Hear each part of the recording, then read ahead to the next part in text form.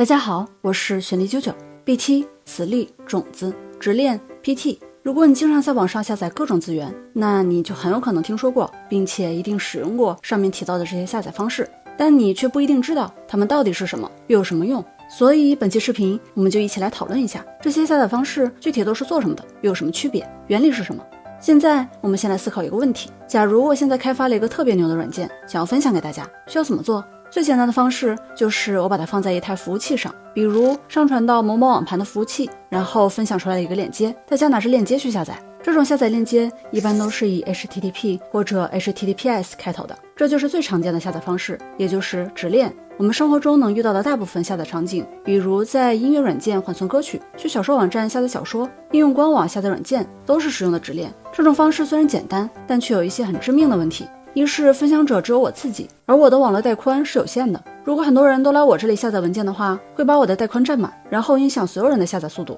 二是分享者只有我自己，这种方式是中心化的，如果我这边出了什么问题，比如服务器崩掉了，家里停电了，或者我取消了分享，那大家就都别想再下载了。针对这种问题，有人想出来了一种解决方案。既然很多人都需要下载同一个资源，那如果 A 下载好了，资源已经在 A 的电脑上，那 B 下载的时候是不是可以不经过服务器，而是直接从 A 那里拿？在 B 下载完成之后， C 如果想下载，也不需要经过服务器，而是直接从 AB 那里拿，这样就不需要所有人都去排队挤同一个服务器下载了，可以说是好处多多。而这种方式还可以进一步的优化，比如 A、B、C 三个人同时下载一个文件，那可以把这个文件直接拆分成3块， A 下载开头， B 下载中间， C 下载结尾，然后3个人相互交换手中的部分，各自合成一个完整的文件，这样参与的人越多，下载的速度也就越快。可想而知，使用这种方式来下载文件，体验将会非常愉快。这种愉快就像参加淘宝限时秒杀一样，淘宝限时秒杀全场限时1元起，这是我在淘宝限时秒杀买的可乐，6瓶只要6块多，平均1瓶只要1块钱，相当于打了65折，1280张的抽纸2块9就能搞定，大包又实惠，40个新鲜手撕面包一共只要8块9，平均一个2毛钱。点击视频下方浮窗或者评论区置顶链接就可以 get 我的同款好物，上淘宝限时秒杀频道还有更多便宜好物，千万不要错过，快去逛逛吧。这种听起来很好的下载方案就是 peer-to-peer 群对群，简称 P2P。 依据这种思想， BitTorrent 协议，也就是我们常说的 BT 下载就诞生了。 BT 协议需要最初的资源分享者先制作一个种子文件，这种文件通常是以 torrent 结尾，在种子里边会记录2种信息，一种是文件信息，包括文件的名字、体积、分块大小等等，另一种是 tracker 信息，其中包含 tracker 服务器的地址和设置。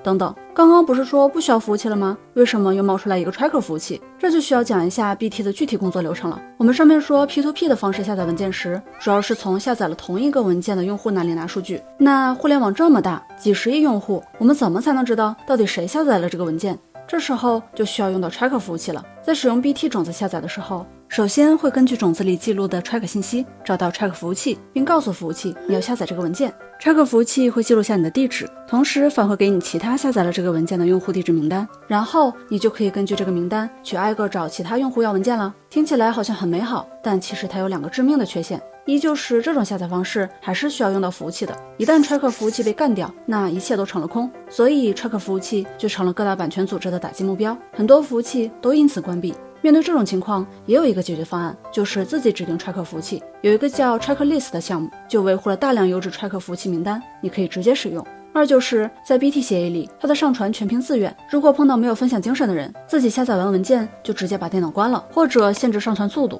如果这样的人多了，只有人下载没有人上传， BT 协议这一套就玩不转了。这种吸血鬼行为会对整个 BT 网络造成严重的伤害。国内的某个下载软件就是依靠这种方式囤积了大量的资源，并且限制其他下载器从它的服务器获取资源，逼用户只能使用他家的下载器，然后做大做强起家的。为了解决这种弊端，就诞生了另外2种模式，磁力和 PT。 我们先来讲讲磁力，它最大的优化就是彻底摆脱了对服务器的依赖。在磁力中没有固定的 tracker 服务器，而是把每个人都变成了 tracker 服务器。一个磁力链接通常是这样的，前面的这半部分是固定内容，每个磁力都有，后面的这部分是文件的标识，你可以理解为文件的身份证，它是有一套算法生成的，有了它之后就可以找到具体的文件并下载了。而磁力和 BT 最大的不同就是在找文件的过程。BT 是先找一个固定的 track 服务器，然后再通过服务器找有对应文件的用户，而磁力则是使用了一种叫做 DHT 的网络技术。我们使用磁力下载文件时，首先会被拉入一个 DHT 网络，然后我需要在这个网络里边寻找 tracker， 并最终找到文件。寻找 tracker 的过程还是稍微有一点点复杂的，但是我们可以简单的把它抽象一下，就类似于我想要找到影视飓风的 Tim， 首先被拉入了一个线下的 UP 主聚会，然后我就可以去找离我最近的 UP 主，问他你认识 Tim 吗？如果他认识，那就相当于他是 tracker， 可以直接帮助我找到 Tim。如果不认识，那他也会去问他身边的人是否认识 Tim， 这样一层层的问出去，直到找到认识 Tim 的人，然后以这个人为 tracker， 最终达到我找到 Tim 的目的。找到 tracker 之后的下载过程就和 BT 下载是一样的了。那 PT 又是什么呢？我们前面说过，在 BT 下载中会经常有类似吸血鬼的存在，这些人只下载不上传，而 PT 就是在 BT 的基础上增加了一些规则来防止这些问题。首先 PT 会把使用者限制在一个小圈子内，比如某某群、某某论坛，只有加入了圈子才能下载，然后会增加一些类似积分的机制，你必须要先上传获得积分，然后才有下载的资格。如果想要在 PT 中当一个吸血鬼，很可能会被直接踢掉，这就保证了 PT 的使用者上传数据量和下载数据量是对等的，付出才有回报。